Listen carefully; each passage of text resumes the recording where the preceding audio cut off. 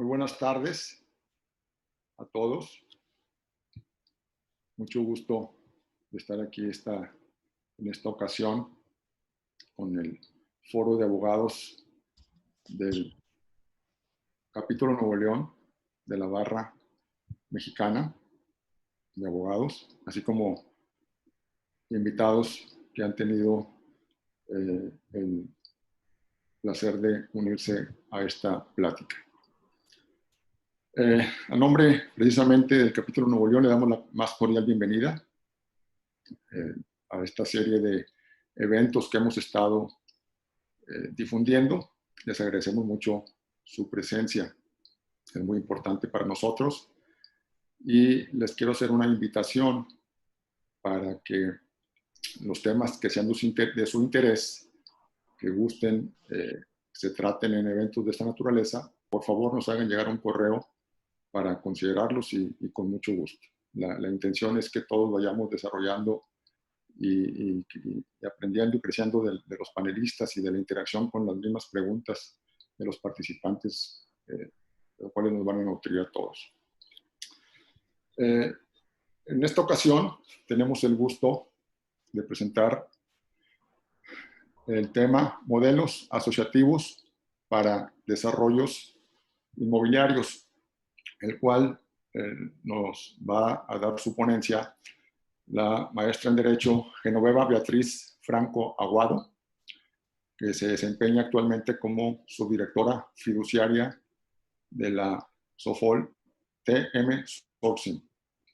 Genoveva, a quien tengo el gusto de conocer de tiempo atrás y con también el privilegio de haber compartido con ella algunos otros foros, es licenciada en Derecho, con maestría en Derecho Constitucional y Amparo. Es especialista en fideicomisos, temas inmobiliarios y de propiedad intelectual.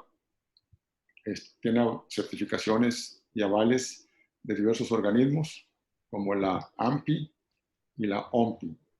Ha cursado un sinnúmero de diplomados y cursos en prevención al lavado de dinero y financiamiento del terrorismo y administración fiduciaria. Ella se incorporó a la firma TM Sourcing desde el año 2015, en donde ha desarrollado una vasta experiencia en la estructuración, elaboración y administración de todo tipo de fideicomisos, incluyendo especialmente los inmobiliarios, donde tiene actualmente en desarrollo y en administración más de 58 a su cargo. Como una recomendación, ya lo estuvo haciendo nuestro apoyo técnico, Santiago Álvarez. Les pedimos por favor a todos, respetuosamente, tengan a bien apagar su cámara y su micrófono durante el desarrollo de la presentación. Esto es más que nada por temas de seguridad, además que eso ayuda a la mejor calidad en la transmisión, pero es básicamente esas dos situaciones. Cualquier pregunta que tengan, por favor, a través del chat, háganla llegar. El acuerdo con Genoveva es que durante su presentación ella va a estar permitiendo, ella se va a permitir responderlas en la medida de lo posible. La petición sería que ojalá las preguntas en ese momento estén vinculadas a lo que está exponiendo, ¿no? Porque luego más adelante en la presentación pudiera estarse atendiendo los temas. Pero ahí lo vamos viendo, la idea es que todos interactúen y obviamente al final también si hay más preguntas, con todo gusto Genoveva las va a desarrollar. Sin más, le cedo la palabra a Genoveva. Por favor, adelante. Muchísimas gracias, licenciado. Bueno, si en algún momento dejan de escucharme, por favor, igual agradeceré que me digan. Me pasó en un webinar hace unos días que se dejó de escuchar mi transmisión, ¿no? Agradezco muchísimo a todos, agradezco a la barra por la invitación. La verdad es un honor para mí estar hoy presentándoles un poquito de lo que sabemos. Y bueno, pues sin más, yo creo que lo ideal es empezar porque si no, no nos va a alcanzar un poquito el tiempo, ¿no? Siguiente lámina, por favor.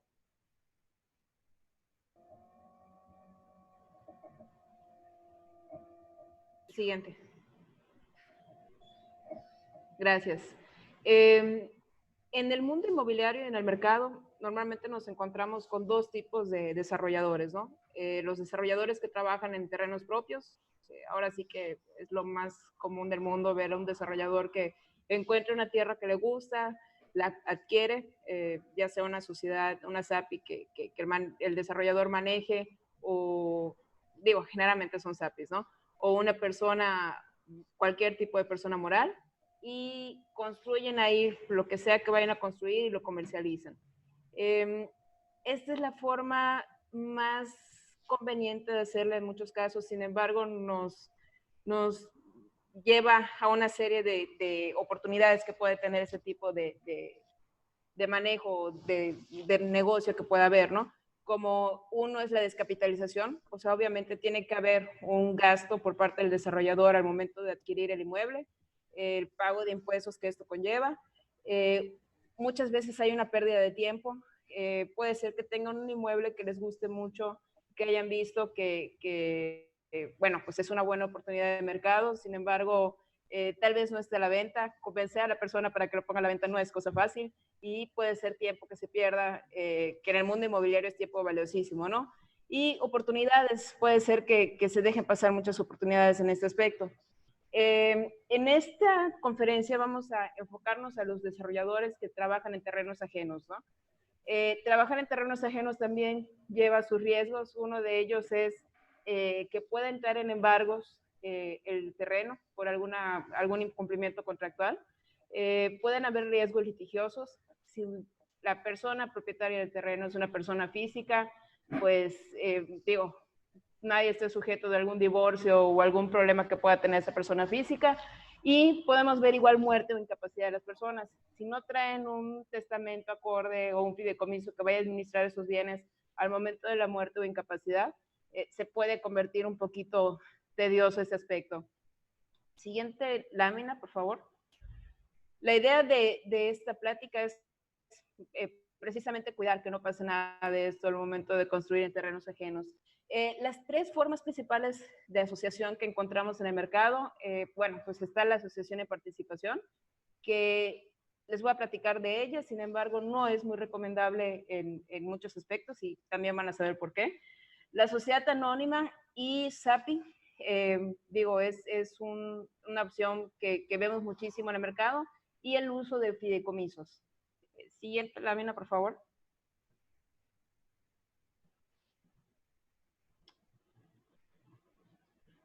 Ok.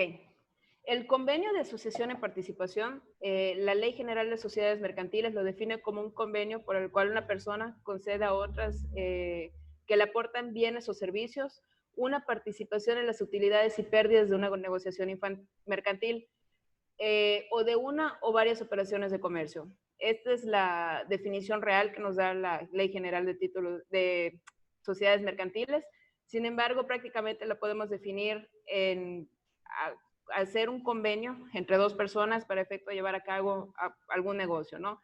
En este caso, pues vamos a referirnos mucho a los negocios inmobiliarios. Siguiente lámina, por favor. Para la constitución de un convenio, una asociación de participación, ahora sí que se requiere, pues como en cualquier sociedad mercantil, la participación mínima de dos partes. Este convenio carece de personalidad jurídica, es una de las grandes diferencias que lo hace de una SADCB. Literal, o sea, no se eleva ni para efectos fiscales en una persona moral. No cuenta con un patrimonio social, por lo mismo de que no es una persona moral. Es un contrato que debe constar por escrito. Ahorita vamos a ver un poquito las formalidades que se necesiten para constituirlo. Las utilidades y pérdidas se distribuyen conforme a lo pactado en el contrato. Ahora sí que generalmente cuando se hacen este tipo de negociaciones, el desarrollador inmobiliario actúa como asociante y el propietario del terreno es el asociado, ¿no? Entonces el asociante pues es, no pueden perder más de lo que han aportado, ¿no? Porque pues es meramente para un solo negocio. En ningún momento puede adquirir la forma de sociedad mercantil, a diferencia de las sociedades que muchas veces podemos cambiar el objeto social y, ver la forma de que una sociedad SADCB cambie, por ejemplo, a una SAPI o a otro tipo de sociedades. Bueno, pues en este caso, no. O sea, como es un convenio, no es una persona moral, no podemos elevarlo a una sociedad mercantil, ¿no? A menos que se constituya una nueva sociedad mercantil, pero ahí ya estaríamos hablando de otro tema. Se administra a las reglas aplicables a las sociedades en nombre colectivo en cuanto a su funcionamiento, disolución o liquidación. Siguiente lámina, por favor. Vemos entre sus principales diferencias con las sociedades mercantiles es de que no surge una persona moral de un convenio de asociación y participación. Generalmente se consigue el convenio para obtener financiamiento para una actividad determinada, ¿no? Supongamos que mi compadre es el dueño de un terreno y yo tengo una empresa desarrolladora y me interesa muchísimo desarrollar en ese terreno un edificio de departamentos para vender. Bueno, pues para cubrir un poquito el hecho de trabajar en un terreno ajeno, pues prefiere muchas veces hacer un convenio de asociación en participación por lo mismo de que hay confianza entre las partes, ¿no? Sin embargo, por mucha confianza que haya, pues muchas veces jugamos con corazones al momento de tratar con personas físicas y bueno, pues hay muchos riesgos, ¿no? Que podrían haber, como les platicaba en un inicio. La diferencia de requisitos de forma entre la sociedad en participación y la sociedad mercantil, pues digo, de entrada una sociedad mercantil necesita para su constitución ser realizada en una escritura pública ante un notario público y su inscripción en el registro público de comercio, a diferencia de la asociación en participación, que con su mera formalización por escrito, digo, con eso ya basta, ¿no? Muchas veces las partes prefieren hacer una ratificación de firmas a ese convenio que hayan hecho por escrito, sin embargo, eso no lo convierte en una escritura pública y por ende no se hace una inscripción al registro público de comercio. La responsabilidad frente a terceros también es diferente entre ambas sociedades. Cuando en una sociedad mercantil una de las partes o existe algún incumplimiento contractual de la sociedad, generalmente todos los socios son responsables, ya sea limitada o ilimitadamente. En la asociación en participación, no. Generalmente el único responsable es el asociante, o sea, el desarrollador inmobiliario, el cual responde ilimitadamente por sus propios bienes. ¿Qué significa esto? Que si en algún momento requieren de algún crédito o de algún financiamiento para la construcción, generalmente el asociante es quien actúa en nombre propio, más que en nombre de la asociación, o sea, porque pues, no constituye una persona moral. Y bueno, gobierno corporativo pues también es diferente. En la sociedad mercantil requiere que haya una integración de órganos colegiados para la toma de decisiones y en la asociación de participación no la hay. Generalmente el asociante o el desarrollador inmobiliario es quien toma decisiones respecto a lo que sucede dentro de la asociación. Si van a vender alguno de los inmuebles que forman parte de esa asociación, o bueno, que forman parte del inmueble objeto de desarrollo, pues ahora sí que se tienen que poner de acuerdo entre el desarrollador y el propietario del terreno para ver cómo va a ser el momento de la firma. Digo, son muchas cosas que quedan en el aire en este tipo de asociaciones. Siguiente lámina, por favor. Bueno, entre sus ventajas, digo, es algo muy sencillo de hacer, por lo mismo de que no requiere más formalidad. Ahora sí que puedes hacer un convenio de asociación en prácticamente 3 días, o sea, es nada más llegar a un acuerdo con el propietario del terreno para que se pueda hacer el convenio. Sin embargo, tiene más contras que pros, ¿no? Dentro de los contras, pues está el simple hecho de estar construyendo en un terreno ajeno, no está, sigue expuesto a temas de embargo, a temas de litigio, a temas de que en algún momento pueda pasar algo si es una persona física, que pueda quedar en estado de incapacidad y en lo que se lleva a cabo algún tema ahí de quién va a estar a cargo de la toma de decisiones de esa persona física, pues es un proyecto que queda ahí parado, ¿no? Digo, es mucho tiempo el que se pierde. Oportunidades, muchas veces, bueno, aquí yo estoy en Yucatán físicamente y nos ha llegado muchísima gente, no tienen idea de cuánta, que piensan que con el simple hecho de hacer un convenio de asociación en participación ya tienen asegurado su desarrollo inmobiliario y pues la realidad es de que no, o sea, digo, hay muchas cosas que tienen que ver antes de tomar la decisión de empezar a construir o empezar a invertir en un proyecto con este tipo de convenios. Digo, no es algo que se recomiende, sin embargo, muchos lo hacen como un primer paso para luego llegar a un tipo de asociación un poquito más sofisticada, como puede ser un fideicomiso o una SAPI, ¿no? Hay una descapitalización. Si en algún momento llega a haber algún problema entre el propietario del terreno y el asociante o el desarrollador inmobiliario, generalmente lo que pasa es de que el asociante decide comprar ese inmueble, ¿no? Que volvemos a la misma, o sea, ya estaría construyendo en un terreno propio y bueno, esto significa una serie de gastos que tal vez no sean tan necesarios cubrir al momento de la construcción de un desarrollo. Y tiempo. Bueno, a fin de cuentas, si el convenio de asociación no funciona y no llevan a un buen puerto entre el asociante y el asociado, pues digo, a fin de cuentas van a perder tiempo, ¿no? Cuando se pueden ir algo directamente un poquito más protegido para ambas partes, como puede ser una sociedad o un fideicomiso, que ahorita vamos a ver ambos temas. Este proyecto se los quise presentar porque de verdad no tienen idea de cuánta gente hay en el mercado que piensa que con un convenio de asociación ya tienen prácticamente la vida comprada, ¿no? Para ellos se les hace muy atractivo el hecho de que no hay que hacer una escritura pública, con la simple ratificación de firmas ya tienen un convenio prácticamente hecho, sin embargo, no hay realmente protecciones entre las partes. Perdón. Siguiente lámina. Ahora sí vamos a entrar un poquito a lo más protegido, ¿no? A lo más recomendable para los desarrolladores inmobiliarios. En una primera instancia me gustaría presentarles lo que es el convenio, la Sociedad Anónima Promotora de Inversión, o mejor conocida como SAPI. ¿Hasta acá hay alguna pregunta que quieran hacer de la asociación en participación? Bueno, seguimos. Las características principales de la SAPI, bueno, esta sí es una sociedad, se tiene que constituir ante un fedatario público, hacer todo el trámite para constituir una persona moral, desde el permiso, el uso de la razón.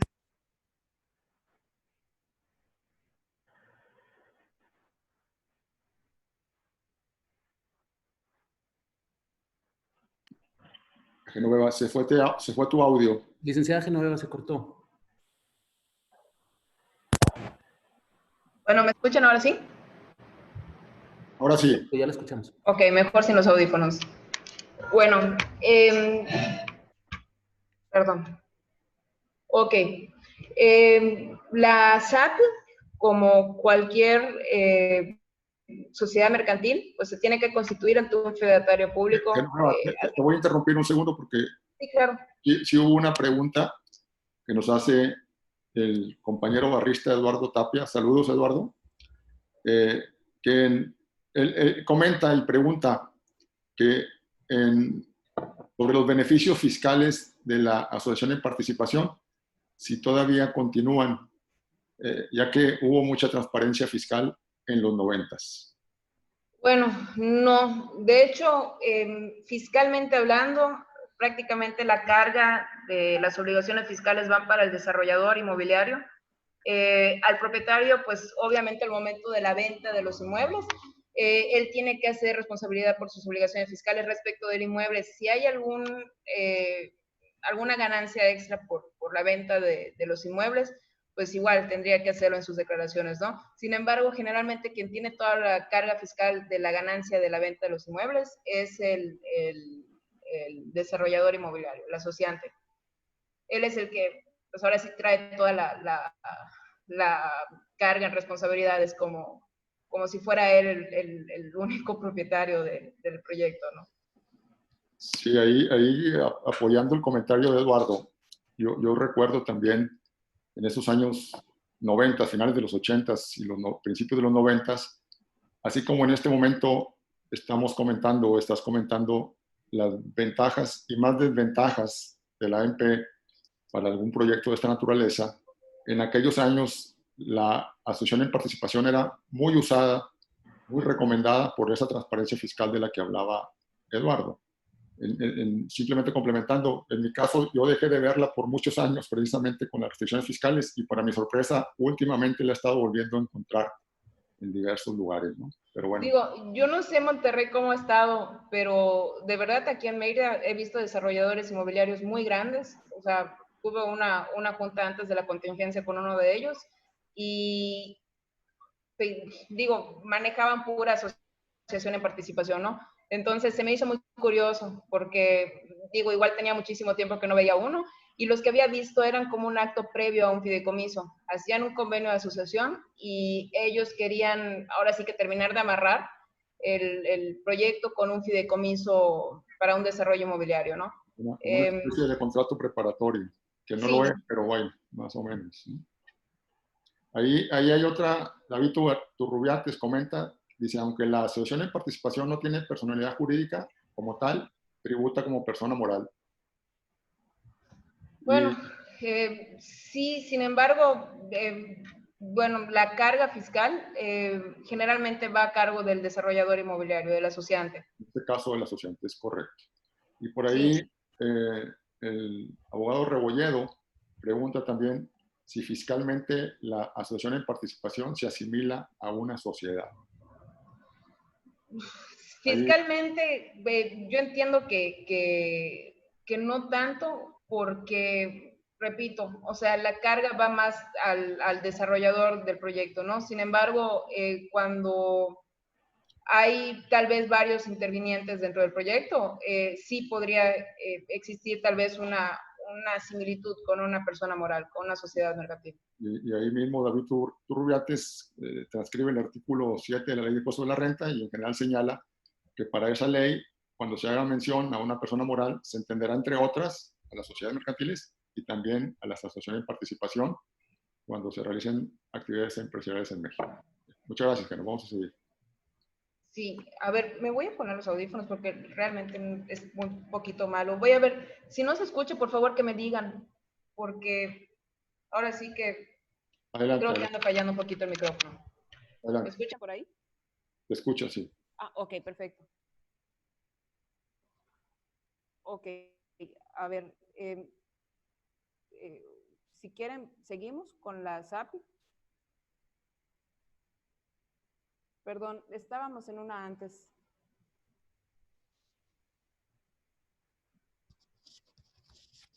Ok. Bueno, como les decía, se requiere un mínimo de 2 socios como cualquier persona moral. Se pueden aportar bienes o derechos susceptibles de valor económico. Se administra a través de un consejo de administración. Eso es a diferencia de la sociedad anónima de capital variable. El consejo está integrado por consejeros nombrados por los propios accionistas. Cada accionista o grupo de accionistas que representa un 10% del valor del capital tiene la posibilidad de nombrar ya sea un consejero y también a un comisario, ¿no? Digo, esto generalmente la SAPI nos da la facilidad de constituir o hacer varios proyectos dentro de una sola persona moral, ¿no? Generalmente su objeto es vincular inversionistas de diferentes proyectos y por eso la facilidad de poder, digo, la SAPI entrega los mecanismos para poder expedir acciones o limitar esas acciones, ¿no? Siguiente diapositiva, por favor.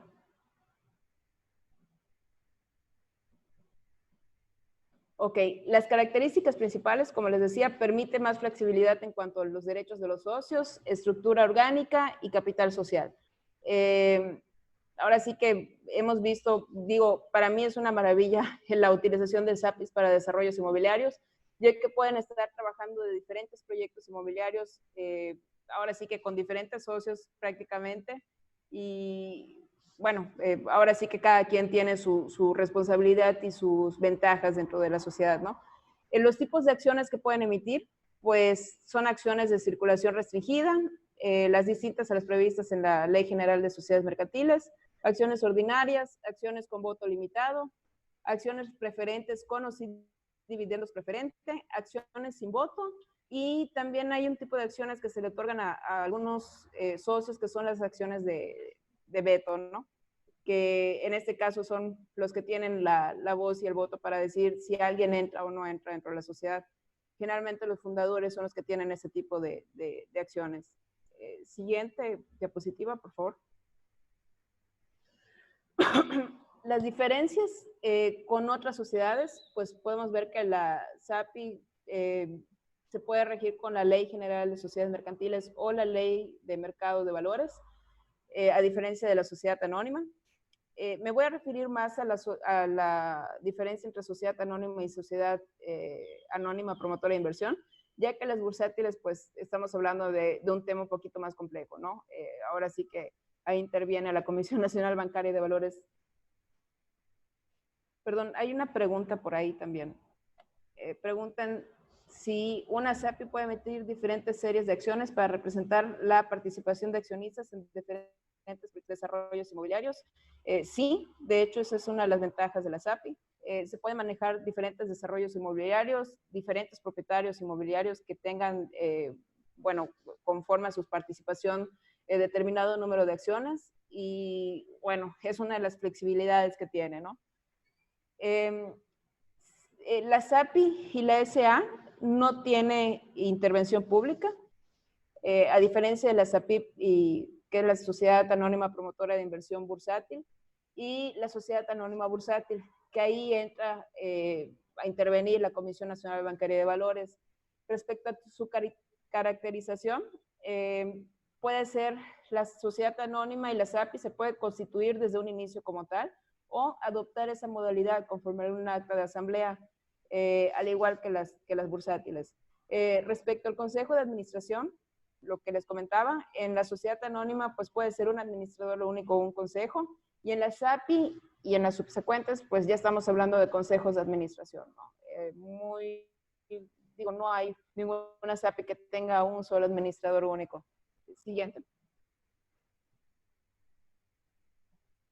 Ok, respecto a consejeros independientes, en la sociedad anónima no hay. En la SAPI podría haber, pero no necesariamente. Y en las bursátiles, pues sí. En cuando es una SAPI bursátil, al menos un consejero independiente, y cuando es una sociedad anónima bursátil, requiere de un mínimo de 25% de los consejeros independientes. Órganos intermedios, pues es opcional en las SAPIs. En las sociedades bursátiles, pues está el Comité de Auditoría y Prácticas Societarias. Son prácticamente los comités que llevan a cabo las decisiones respecto de las sociedades. En su vigilancia, pues también hay un comité auditor y externo en las bursátiles. En las APIs, generalmente los comisarios son los que toman esos controles. Y en la sociedad anónima, pues sí hay un comisario, ¿no? Si no, pues con el mismo administrador único. Derecho de nombramiento de consejeros de minoría, pues en la SA es el 25%, en la SAPI el 10%, al igual que en las bursátiles. Siguiente. Ok, se pueden emitir acciones con voto limitado, prácticamente en todas es sí. Acciones sin voto, en la sociedad anónima es donde no se puede. En las sociedades bursátiles sí, hasta el 25% de las acciones pueden ser sin derecho a voto. El derecho de veto puede ser en cualquiera de ellas. Generalmente la sociedad anónima, como repetía, el administrador único es quien tiene este tipo de facultades.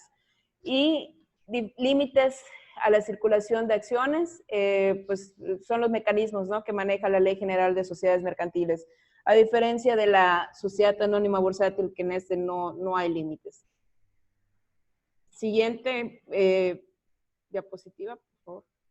Ok, en desarrollos inmobiliarios, ¿cómo se manejan este tipo de sociedades? Las APIs le permiten a la sociedad contar con acciones del socio fundador y conservar el control general de la sociedad. ¿Eso qué significa? Que a pesar de que se puedan manejar diferentes desarrollos dentro de una sola sociedad mercantil, ahora sí que se puede conservar un poquito más el control respecto de las acciones y pues el tipo de acciones que vaya a tener cada uno de los socios. Permite emitir acciones vinculadas con inversiones o proyectos particulares. Lo que les decía, puede haber acciones de tal tipo para uno de los proyectos, acciones de otro tipo con algunos de los proyectos, se puede o no otorgar el derecho de voto o de veto a los accionistas que aporten a la SAPI. Pueden ser ya sean inversionistas o propietarios de terreno que los aporten a la sociedad.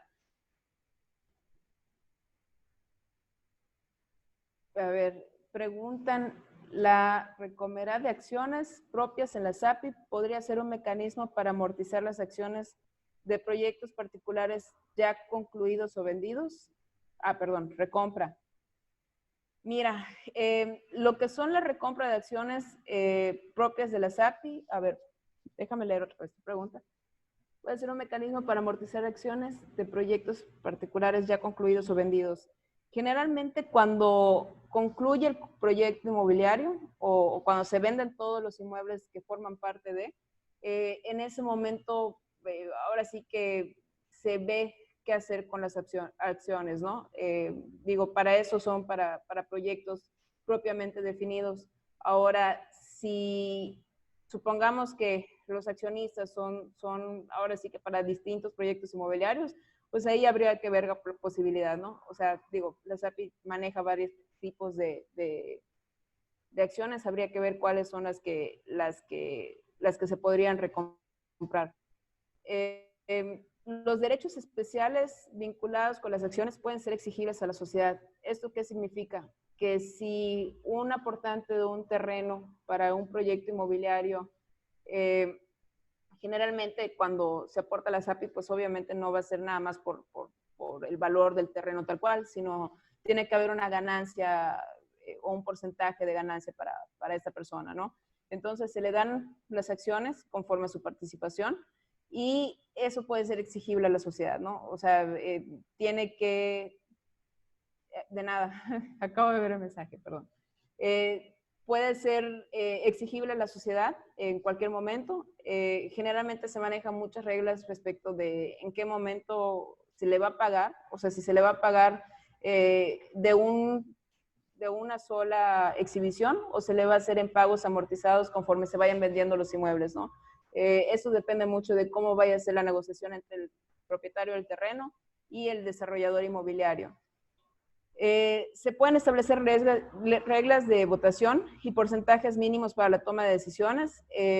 Cuando son las actas de asamblea, igual, digo, se establecen diferentes tipos de quórum para toma de decisiones. Esta es una ventaja que la verdad parece nada, pero realmente sí es muy, muy bueno que tenga este mecanismo. Y se pueden establecer reglas de representación para determinados asuntos o para escrituras públicas. O sea, el otorgamiento de poderes puede ser también por proyecto inmobiliario, ¿no? Siguiente diapositiva, por favor. Bueno, las desventajas.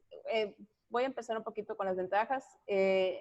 Una ventaja de la SAPI es de que es mucho más barato de constituir un fideicomiso, realmente. O sea quien sea que vaya a ser el fiduciario, pues es mucho más barato constituir una SAPI. Sin embargo, entre sus desventajas están los impuestos al aportar los inmuebles, ya que como si fuera cualquier compraventa, cualquier adquisición de inmuebles, se causan los impuestos sobre adquisición y los impuestos locales si lo hubiera, ¿no?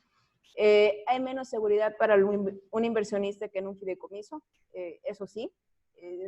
Digo, que un inmueble pase a ser propiedad de una SAPI no está exento de algún riesgo litigioso o algún riesgo que pueda haber ahí. O sea, ya estamos hablando de que el desarrollador inmobiliario deja de construir en terreno ajeno, prácticamente estaría construyendo en un terreno propio. Sin embargo, si le cae algún embargo por alguna cuestión, no sé, laboral o algún incumplimiento contractual, se puede afectar ese inmueble a ese embargo, ¿no?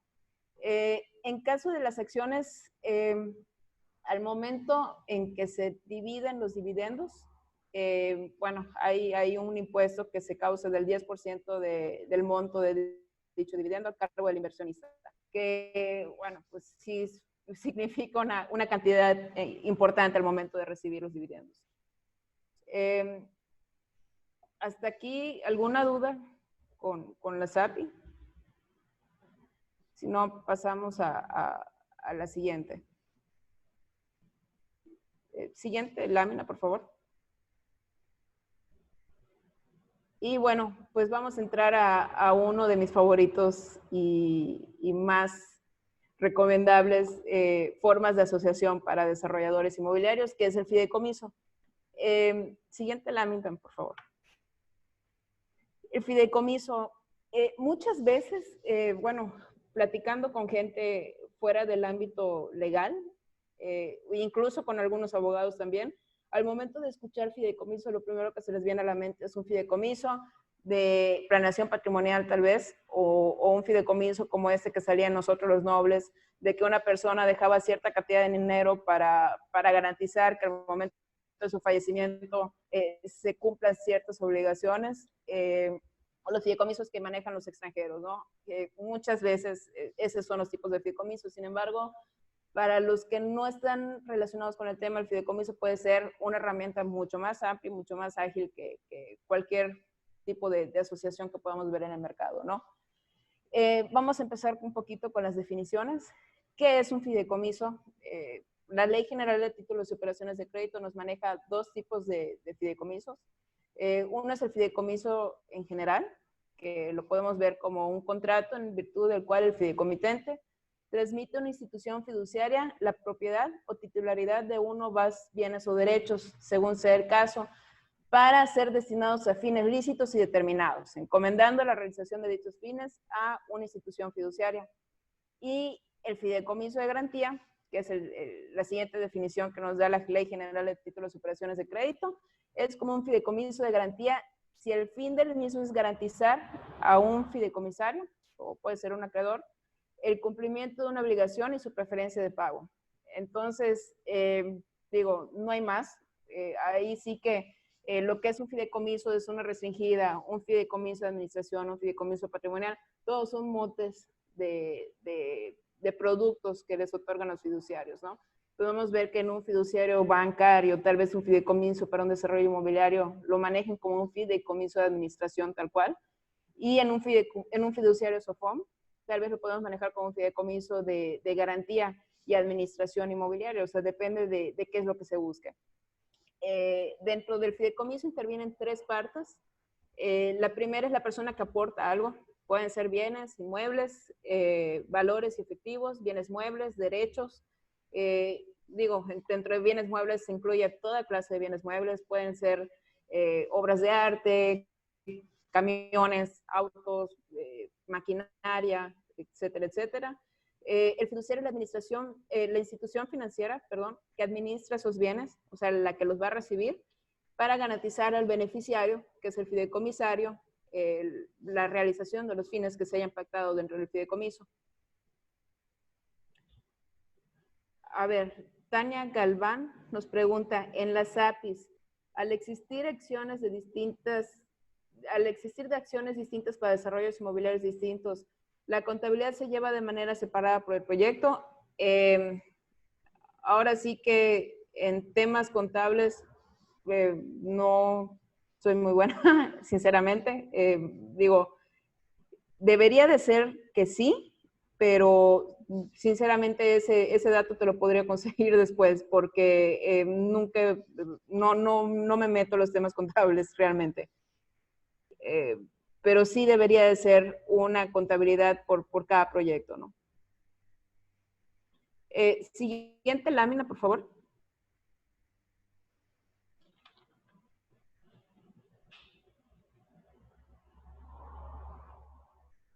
Ok, Eduardo Tapia nos dice, en fideicomisos de garantía han habido diversas resoluciones judiciales que han impedido la ejecución efectiva de los bienes en garantía. La argumentación es que el fiduciario no es autoridad y por ello he preferido hipotecas. Una idea que te puede, ahora sí que aliviar la vida en fideicomisos de garantía, son los fideicomisos de garantía con mediación. Días pasados se hizo una plática en ese sentido. Ahora sí que la mediación se toma como una cosa juzgada. Entonces, al momento de la ejecución de un fideicomiso, vas con todo, ¿no? O sea, vas a estar ejecutando tanto el inmueble objeto de la garantía como la posesión del inmueble objeto de la garantía. Entonces, es mucho más recomendable, los tiempos de ejecución son mucho menores a la hipoteca. Estamos hablando generalmente, dentro de la empresa damos unos tiempos de respuesta de 70 días hábiles en fideicomiso con mediación. En ejecución de fideicomiso normal, o sea, sin mediación, estamos hablando de unos 90 o 120 días hábiles, y en hipotecas pues nos han llevado a ejecutar aproximadamente 600 o 700 días hábiles, ¿no? O sea, los tiempos de ejecución son mucho mayores en hipotecas. Digo, eso depende mucho de qué lado estés, ¿no? Si estás del lado de la persona que otorga el crédito o del lado de la persona que recibe el crédito. Hay diferentes puntos de vista.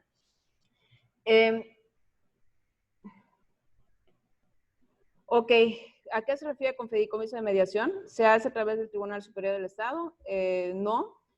Se hace ante un mediador privado. Se hace la inscripción del convenio de mediación ante...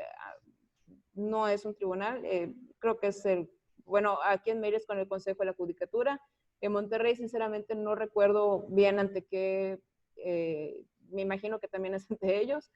Y digo, preferentemente nosotros recomendamos que la jurisdicción que se pongan en los convenios de mediación sea jurisdicción de Ciudad de México, ya que los mediadores de Ciudad de México traen fe pública, aparte de, digo, a diferencia de muchos estados, ¿no? Entonces, para irnos a la segura, se hace con jurisdicción de Ciudad de México y se inscribe en Ciudad de México, y pues ahora sí que la ejecución es mucho más sencilla, y en Monterrey o en donde quiera que estén, pues igual deberían no debería de haber ningún litigio, porque pues como les digo, se considera como cosa juzgada, ¿no? O sea, no hay ningún recurso que se pueda meter en cuanto a pelear un fideicomiso con mediación.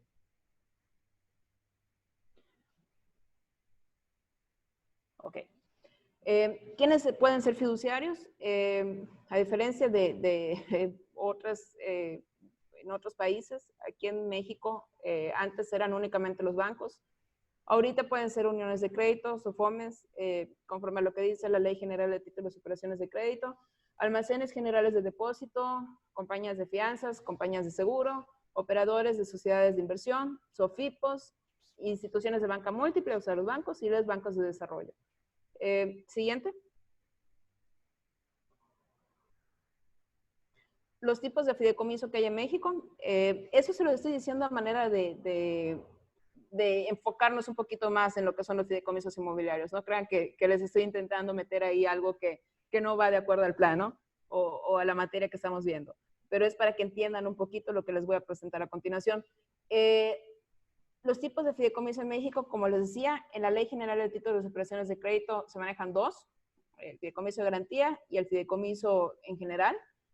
Si nos vamos por su naturaleza pública, pueden ser fideicomisos privados, si son entre particulares, fideicomisos públicos, públicos con recursos privados, públicos con recursos públicos o mixtos. No vamos a detenernos mucho en eso. Tipos para emitir valores pueden ser fideicomisos emisores de valores o no emisores de valores, y pueden haber fideicomisos sin enajenación, fideicomisos empresariales o con un tratamiento fiscal preferente, como en el caso de las fibras. Siguiente, por favor. Bueno, para que un fideicomiso sea exitoso, tiene que haber una viabilidad legal. Ahora sí que lo que no está escrito en el fideicomiso no se puede hacer. Una viabilidad financiera que tenga algún fin o alguna ganancia de haber constituido el fideicomiso, y una viabilidad técnica que sirva para algo, ¿no? Ahora sí que nos ha tocado clientes que de repente quieren hacer un fideicomiso sin ninguna viabilidad técnica, entonces pues les recomendamos que mejor no lo hagan, porque siempre tiene que haber un porqué para un fideicomiso, ¿no? Y tienen que haber fines para la constitución de un fideicomiso. Siguiente, por favor.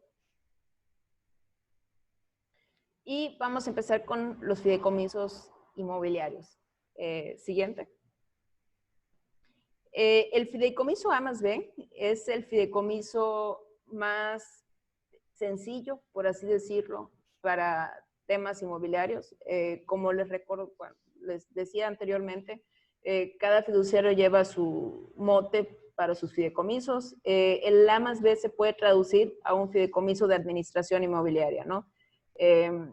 Este fideicomiso prácticamente tiene entre sus objetivos cubrir las necesidades de un desarrollador y ahora sí que sus compradores o socios o fundadores o lo que pueda tener. El fideicomiso se maneja como un modelo asociativo entre un desarrollador inmobiliario y un propietario de terreno. Cada negocio es un traje de la medida. Digo, cada desarrollador inmobiliario es un mundo. Muchos desarrolladores inmobiliarios le pagan al dueño del terreno con participación dentro del fideicomiso, otros le pagan en plazos diferidos conforme a las ventas, otros le pagan con bienes inmuebles que forman parte del desarrollo inmobiliario. Ahí sí que depende mucho de qué negociaciones hayan llegado entre los desarrolladores y los propietarios del terreno. Con el fideicomiso hay más eficiencia al momento de solicitar algún crédito o un financiamiento, porque el pago está garantizado con el mismo fideicomiso. Ahorita vamos a ver cómo está la estructura tal cual. El desarrollador inmobiliario va a estar tranquilo. Generalmente los fiduciarios llevan un control de los inmuebles que estén en comercio. Bueno, no generalmente, o sea, los fiduciarios tienen que llevar un control de los inmuebles que estén dentro del patrimonio del desarrollo inmobiliario, tienen que emitir reportes a favor de las personas parte del fideicomiso, cuáles inmuebles son vigentes, cuáles ya se vendieron, cuáles quedan ahora sí que pendientes de venta, etcétera, etcétera, ¿no? En caso de que se requiera algún financiamiento para el cumplimiento de los fines, el fideicomiso puede ser acreditado. Digo, ahí dice será, sin embargo, no en todos los casos es así. Pero el mismo fideicomiso puede actuar como un acreditado dentro de un financiamiento y esto le da mucha ventaja a los desarrolladores inmobiliarios que traen algún tipo de tema crediticio, tal vez una mala reputación en buró de crédito, ya que, bueno, pues el fideicomiso puede actuar como una garantía adicional. Siguiente diapositiva, por favor.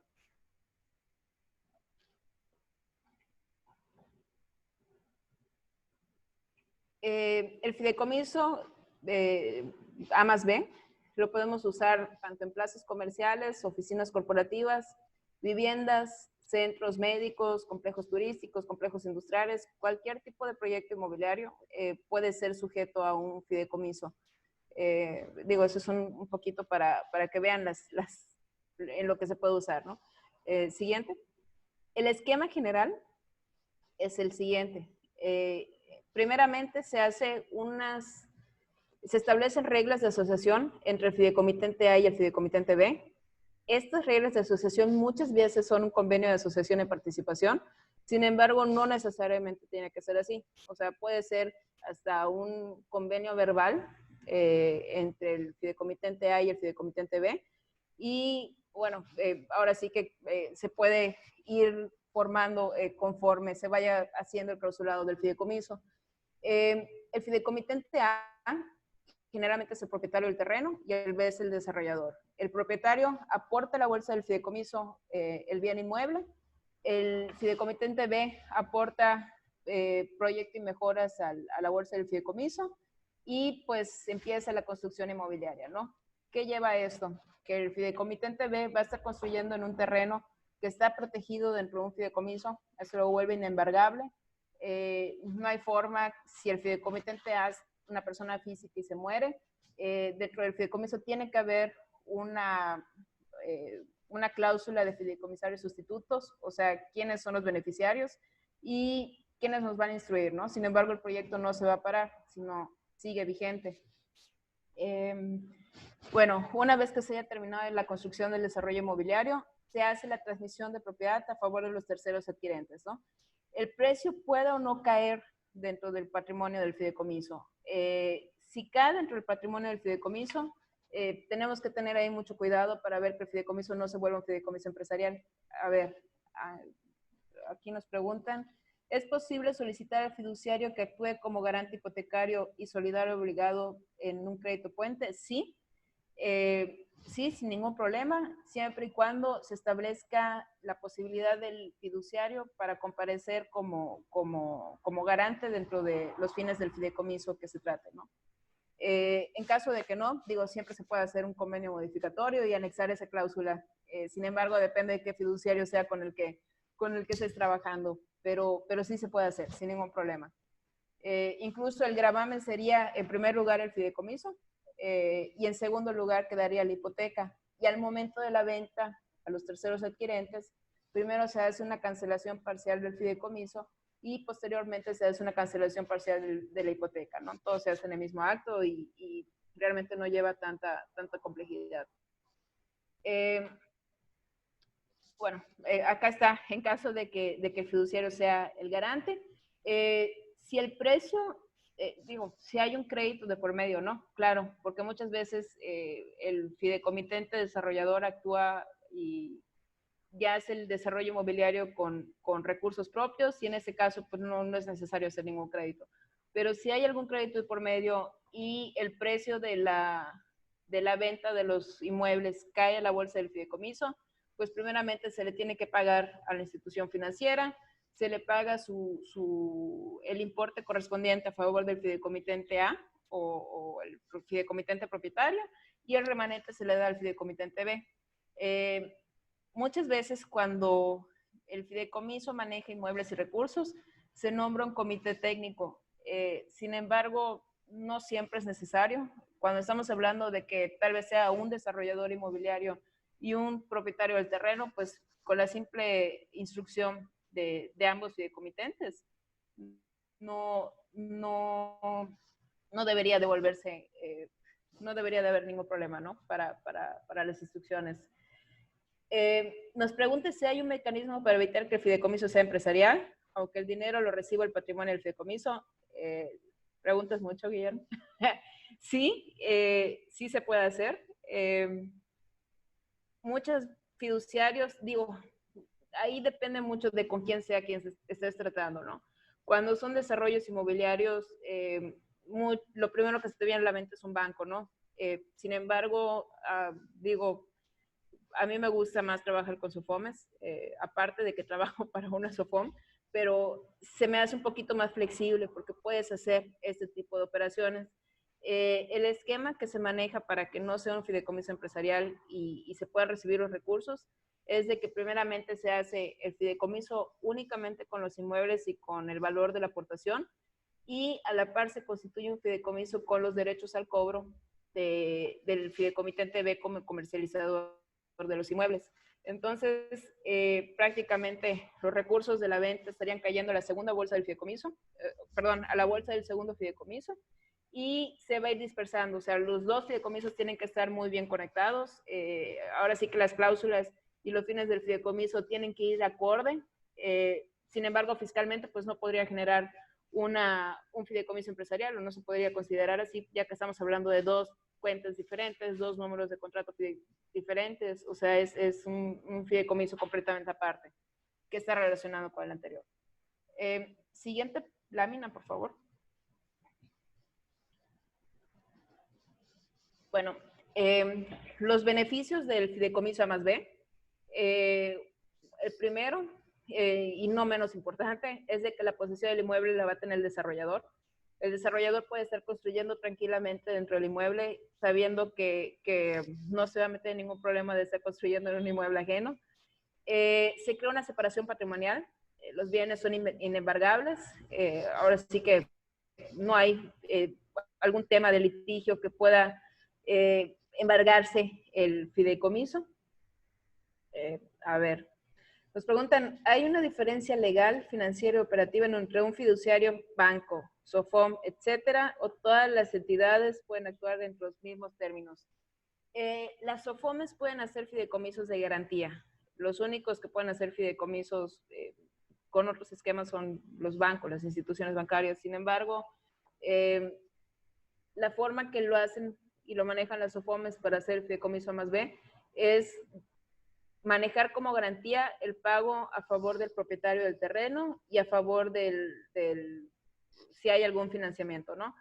Entonces, a esas personas se les contempla como fideicomitentes y fideicomisarios y pues se cuida que digo, con el manejo del fideicomiso se le pague lo acordado al dueño del terreno y lo acordado a los inversionistas si lo vieren, ¿no? Digo, si se puede hacer, pero sin embargo la diferencia es esa, o sea que las SOFOMES nada más pueden ser fideicomisos de garantía. Depende igual que SOFOM sea con la que te acerques para poder ver este tipo de temas y ver si lo pueden hacer o no. Hay unas que son muy cerradas y meramente hacen los fideicomisos, nosotros le llamamos sin escalas, que son para garantizar a acreedores, ¿no? Pero bueno. ¿Puedo explicar brevemente acerca del fideicomiso empresarial? Sí, a eso voy. Jorge, aguántame 2 segunditos y te prometo que vamos a llegar a eso. Bueno, hay un control en gestiones, autorizaciones y licencias. El fiduciario lleva un control de todo lo que se está haciendo con el desarrollo inmobiliario. En cuestiones de cumplimiento de normatividad fiscal y de prevención, pues ahora sí que el fideicomiso es fiscalmente transparente y bueno, pues cualquier institución financiera tiene obligaciones de prevención del lavado de dinero, entonces hay que cuidar mucho la identificación al cliente, ver cómo que todo esté muy en orden en ese aspecto. Dentro del fideicomiso es la mejor manera de dejar claras las responsabilidades de las partes que intervienen y hay posibilidad de sustituir, dependiendo del caso, al dueño de la tierra. Supongamos que el dueño de la tierra, pasado un tiempo, recibe la contraprestación que quería o esta falta de liquidez y decide vender su participación en el fideicomiso, ¿no? Entonces puede ceder sus derechos fideicomisarios a favor de un tercero y ese tercero estaría cayendo dentro del fideicomiso como un beneficiario más del fideicomiso. El desarrollador inmobiliario, si hay un comercializador inmobiliario que entra al juego, pues también se le puede contemplar dentro del mismo contrato. Si hay un acreedor del crédito puente o individual, pues igual, o sea, queda muy clara las responsabilidades de cada una de las partes que intervienen en el proyecto. Y hay una una disminución de la carga administrativa del desarrollador desde el inicio del proyecto hasta el final, ya que el fideicomiso pues igual lleva una serie de obligaciones que ayudan al desarrollador mucho en un sentido operativo, ¿no? Como es la reportería, el control de inmuebles que se van sacando del fideicomiso, entre otros temas. Siguiente lámina, por favor.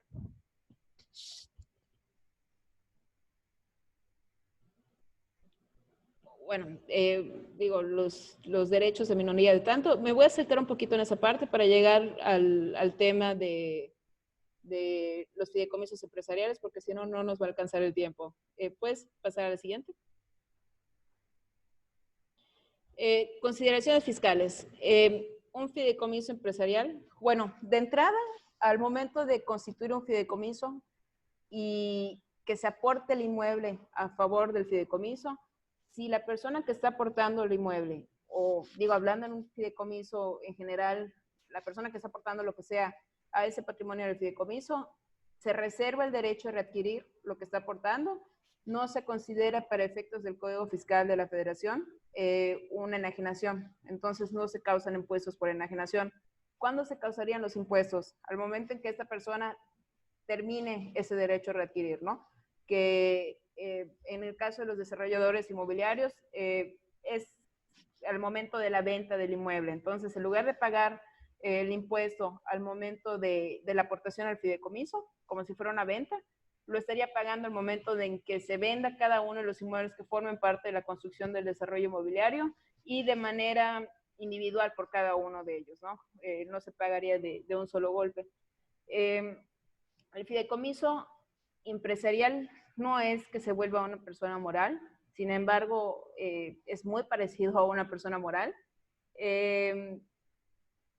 Bueno, en el fideicomiso no empresarial, los causantes de los impuestos son cada quien conforme su participación, cada quien conforme lo que vaya recibiendo por el manejo del desarrollo inmobiliario.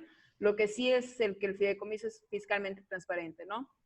Si se trata de un fideicomiso empresarial, esto quiere decir que el fideicomiso mismo reciba los derechos de las ventas o las utilidades de la venta de los inmuebles que forman parte del desarrollo inmobiliario. Los ingresos que se obtengan desde su constitución deberán servir para un pago provisional. El fiduciario va a tener la obligación fiscal de llevar una contabilidad por este fideicomiso, registrarlo ante el SAT, sacar el RFC correspondiente y llevar la contabilidad de los ingresos y los egresos de este fideicomiso, ¿no? El fiduciario deberá realizar los pagos provisionales y al final del ejercicio determinar el resultado fiscal del negocio y determinar qué importe el remanente corresponde a cada uno de las partes del fideicomiso para que esos acumulen a sus respectivos ingresos. Prácticamente ese sería el fideicomiso empresarial. Sí es mucho más caro, sin embargo, pues prácticamente te estaría manejando todo el negocio inmobiliario, ¿no? Las ventajas que tiene el fideicomiso sobre la SAPI es que en el fideicomiso, al retirar las utilidades generadas en el fideicomiso empresarial, no se consideran dividendos y no se les aplicaría la retención del 10%, a diferencia de las APIs que pues, por ser dividendos sí te retienen el 10% de lo que te corresponde. No sé si te quedó claro, Jorge, cómo está el tema del fideicomiso empresarial. O sea, prácticamente lo puedes ver como una empresa tal cual. Va a recibir tanto las ganancias, las utilidades y al recibirlo, bueno, pues ese es el tema que trae el fideicomiso empresarial. Siguiente lámina, por favor. Las fibras. Las fibras también es un tipo de fideicomiso, un poquito más complicado que los fideicomisos normales. ¿Hasta aquí alguna duda del fideicomiso A más B o el fideicomiso empresarial? Bueno, sigamos. La fibra es prácticamente un fideicomiso igual que los demás, nada más que se dedican meramente a la adquisición y construcción de bienes que se destinan al arrendamiento o la adquisición de un derecho de recibir ingresos provenientes del arrendamiento de dichos inmuebles. Bueno, también pueden otorgar financiamiento para esos fines. Siguiente cláusula. Prácticamente el esquema de las fibras está de esta manera. Lo quise hacer la forma más visual que pude, pero no sé si se entienda bien, ¿no? En un primer paso se tiene que establecer el fideicomiso que administra los bienes en renta, o sea que es la fibra.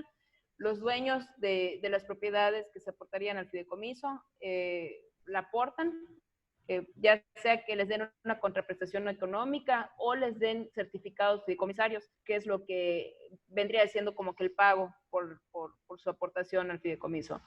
El fideicomiso puede colocar los certificados en el público inversionistas de la bolsa de valores y bueno, ahora sí que cada quien puede aportar o comprar certificados conforme requiera para su inversión, ¿no? El fideicomiso, este tipo de fideicomisos tiene que ser administrado por expertos en el mercado de bienes raíces y ellos se van a encargar del mantenimiento, la mercadotecnia y la administración de los bienes inmuebles. No es en Monterrey, no recuerdo cuál está, pero por ejemplo aquí en Mérida tenemos City Center. Es un fideicomiso que forma parte de Fibra 1 y pues ahora sí que toda la mercadotecnia que trae City Center, toda la administración de la plaza comercial tal cual, la maneja la misma Fibra, ¿no? El 95%, bueno, Fibra Monterrey, claro, sí. Digo, ahorita estamos observando igual dentro de la empresa lo que es la fibra del Tren Maya, entonces el esquema es muy, muy similar a esto que estamos comentando, ¿no? Terminando el año, el 95% de la utilidad obtenida de las rentas se le tiene que repartir a todos los fideicomisarios tenedores de los certificados del fideicomiso.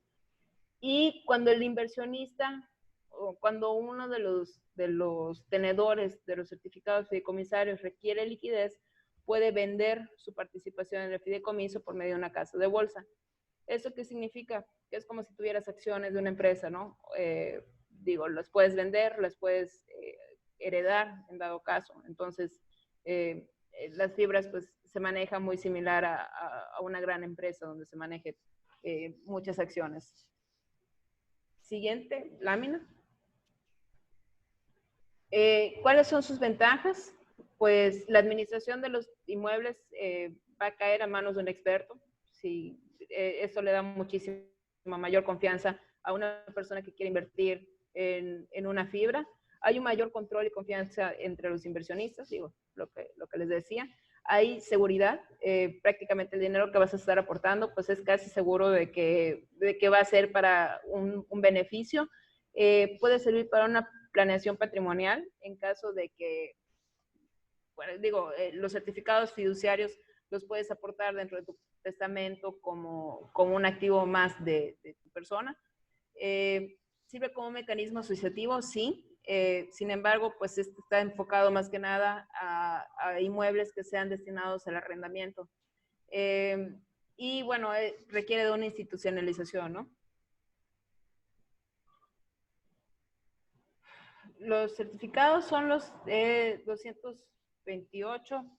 A ver, déjame decirte y ahorita te digo sí, porque no me sé de memoria ese artículo.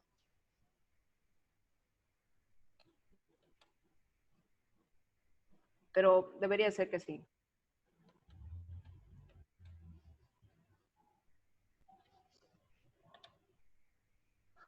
Ok, mientras tanto, ahorita te respondo tu pregunta, Guillermo.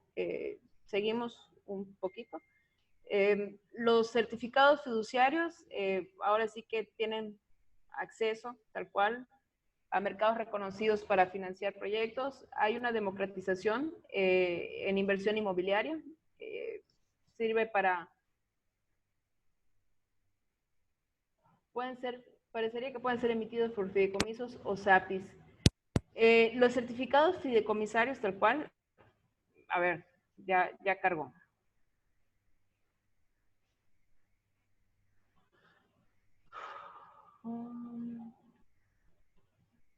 No, estos sí son para las SAPIs tal cuales. Los certificados fideicomisarios, si mal no me equivoco, están regulados y los podemos encontrar en la Ley de Mercado de Valores. Sin embargo, si quieres te averiguo bien el dato y te lo paso. Digo, prácticamente es un certificado que puede servir como una acción nada más que forma parte de la fibra. Digo, la entrada libre y salida de inversionistas requiere, prácticamente vuelve a lo mismo, ¿no? Es en caso de que puedes comprar los certificados una vez que se abre y se emite la emisión al público inversionista, o, bueno, lo puedes vender en cualquier momento, ¿no? Por medio de una casa de bolsa. Y hay una transparencia fiscal para los inversionistas, bueno, los elementos fiscales, y no me gustaría detenerme. Estamos hablando de obligaciones, ¿no? No, los certificados fideicomisarios son derechos que traían los inversionistas tenedores de los certificados. ¿Ok? Las obligaciones están en la ley del ISR, en el título segundo. Ok, ahí está.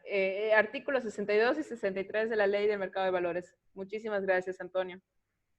Es un vehículo fiscalmente transparente como cualquier fideicomiso y trae beneficios en IVA y, perdón, sí, es IVA y ISR para personas físicas. Siguiente lámina, por favor.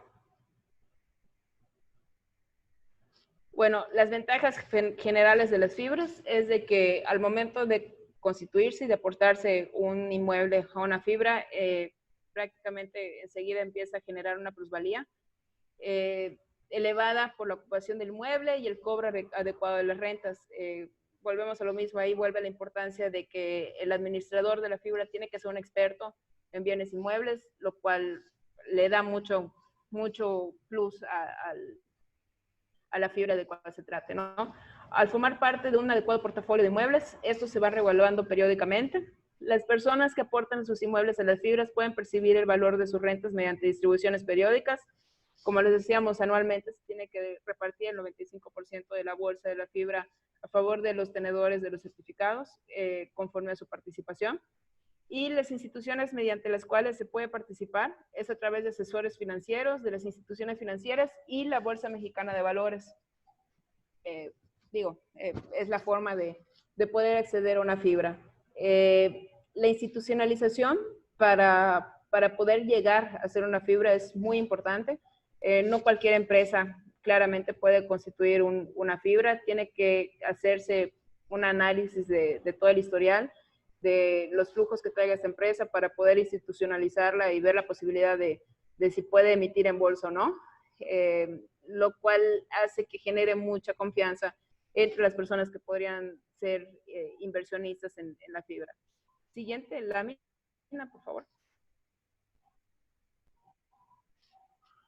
Bueno, por último, me gustaría comentarles igual si bien no es una forma de asociación, pero es una forma en la que se pueden recibir, ahora sí que financiamiento para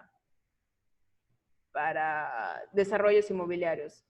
Alicia nos comenta, las fibras son solo para proyectos ya edificados que cobran rentas estables, no para construir desde cero inmuebles como una torre de oficinas que todavía no están rentas. No, depende de qué fibra sea la que lo esté viendo, Alicia. Hay fibras que sí se dedican a adquirir los inmuebles y construir desde cero. Poniendo un ejemplo así muy rapidito, el tema del Tren Maya, pues prácticamente no hay nada construido, y la idea con la fibra del Tren Maya es de que se haga un planteamiento, una redistribución urbana de lo que debería de haber por donde van a pasar las vías del tren, y se van a hacer desde edificios industriales, plazas comerciales, hoteles, complejos turísticos, o sea, de todo va a llevar esta fibra, ¿no? No nada más plazas comerciales. Entonces esto es un poquito más efectivo porque ya estamos hablando de una fibra mucho más grande que lleva distinto tipo de proyectos, pero todos van a recibir un ingreso, y pues ese ingreso se va a repartir anualmente entre los tenedores de los activos. Siguiente lámina, por favor. El crowdfunding es un modelo, a mí me encanta verlo. Ahora sí que es un modelo de fintech. En el caso del Tren Maya tienen garantías gubernamentales, ¿cierto o no? No me gustaría detenerme mucho en Tren Maya, pero Tren Maya lo que tendría de gubernamental es de que entraría Fonatur como uno de los fideicomitentes dentro del comité técnico del fideicomiso, dentro de la fibra. Eso prácticamente sería lo gubernamental. Si bien es un proyecto del Estado, pues es más que nada privado que público, ya que va a estar trayendo inversión privada de todas partes, desde para la construcción de los rieles hasta las empresas que se van a dedicar a la planeación urbana que vaya a haber dentro del tren. Pero bueno, Fonatur es quien va a estar encabezando esto, ¿no? Fonatur, teniendo en cuenta todo lo que ha hecho en complejos turísticos como Cancún, y es a quien le encargaron ese tema. Pero eso sería lo único que tendría de gubernamental. Y bueno, pues ahora sí que los permisos de las construcciones y todo, que supongo que nos estarían echando un poquito la mano de que sean un poquito más ágiles por parte del gobierno federal, pero eso sería todo. El crowdfunding, volvamos, es un modelo asociativo que utiliza la tecnología digital, en el que prácticamente atrae multitudes a invertir en ciertos proyectos. Pueden ser proyectos inmobiliarios, proyectos de innovación, se ha dado para mucho, ¿no? A partir de la ley FinTech, ahorita nos pidieron que todo lo que son el crowdfunding venga autorizado, las plataformas de crowdfunding vengan autorizadas por la Comisión Nacional Bancaria de Valores. Siguiente pregunta. Siguiente lámina, por favor. Ok, podemos encontrar, como les decía, distintos tipos. Puede ser para donación, apoyo a causas no lucrativas o altruistas. Ahorita con el tema de la contingencia me he topado con muchísimos muchísimas plataformas que están pidiendo donaciones para zoológicos porque no han estado teniendo las ventas que requieren para poder mantener vivo a los animales. Ese tipo de crowdfunding, pues, no, que yo sepa, no hay ni uno autorizado en México todavía. Hay que tener mucho cuidado en cuáles mandar dinero y cuáles no, porque se ha prestado para mucho fraude en ese sentido. Hay el crowdfunding de recompensas, el cual fondeas un proyecto de innovación para efecto de que recibas posteriormente algún descuento en dicho proyecto o un precio preferencial. O sea, ahorita no recuerdo el nombre de uno que es muy famoso, sin embargo, son proyectos en los que tal cual inventan, no sé, una patineta especial o algo, y tú vas aportando, se va armando ahí la bolsa de gente que... Me nos preguntan, ¿la inversión en crowdfunding está protegido como algunos otros instrumentos financieros? Ahorita sí, antes del 2000... Buenas tardes, Jorge. Antes del 2017, pues te podría decir que no, porque no había una ley que los regule. Ahorita ya están protegidos. Les repito, para que pueda ser una plataforma de crowdfunding, tiene que venir autorizada por la Comisión Nacional Bancaria de Valores, tiene que cumplir con ciertos requisitos en temas de prevención del lavado de dinero, que se prestaba muchísimo para lavar dinero. Y digo, ahí traen una serie de requisitos que necesitan para conseguir esta autorización. Están los tipos de crowdfunding de deuda que se otorgan para iniciativa al cambio del pago de un capital más una tasa de interés. En este caso nos hemos visto muchísimos fideicomisos, muchísimos crowdfundings inmobiliarios. Ahora sí que hacen el proyecto inmobiliario. Ahorita les voy a presentar dos con los que me he topado en el mercado. Arman el proyecto inmobiliario, lo ponen a disposición de la plataforma y pues ahora sí que puedes invertir desde, bueno, he visto uno incluso que puedes invertir desde 500 pesos para la construcción, ¿no? Es por ladrillo prácticamente. Y bueno, la garantía que traen esos crowdfundings muchas veces vienen también de fideicomisos. Se maneja un gran fideicomiso en el que van recibiendo las aportaciones y pues se va distribuyendo, ¿no? Una vez que se vaya vendiendo el desarrollo inmobiliario. No todos los crowdfunding lo manejan así. Los que me he topado que lo manejan así, pues ahora sí que son las garantías, ¿no? Es parte de lo que pide la Comisión Nacional Bancaria de Valores para otorgarte la certificación. Y bueno, tenemos igual crowdfunding de capital, en el que se aporta el capital para el desarrollo de negocios a cambio de un porcentaje de acciones o de participación en la sociedad. Aquí en México no me he topado con ninguno de capital, sin embargo sería súper interesante ver alguno. Siguiente lámina, por favor. Bueno, dos con los que nos hemos topado está Brick. Brick estaba ahora sí que en proceso de recibir su certificación ante la Comisión Nacional Bancaria de Valores. Ellos sí iban a manejar un fideicomiso en el que sí iban a garantizar todas las aportaciones que se hagan dentro de la plataforma. Y también este es Expansive. De Expansive no volví a saber de ellos realmente. No sé si lograron conseguir su certificación, pero yo espero que sí. O sea, porque la verdad son unos instrumentos buenísimos, sobre todo para proyectos inmobiliarios que recién están empezando. Siguiente lámina, por favor.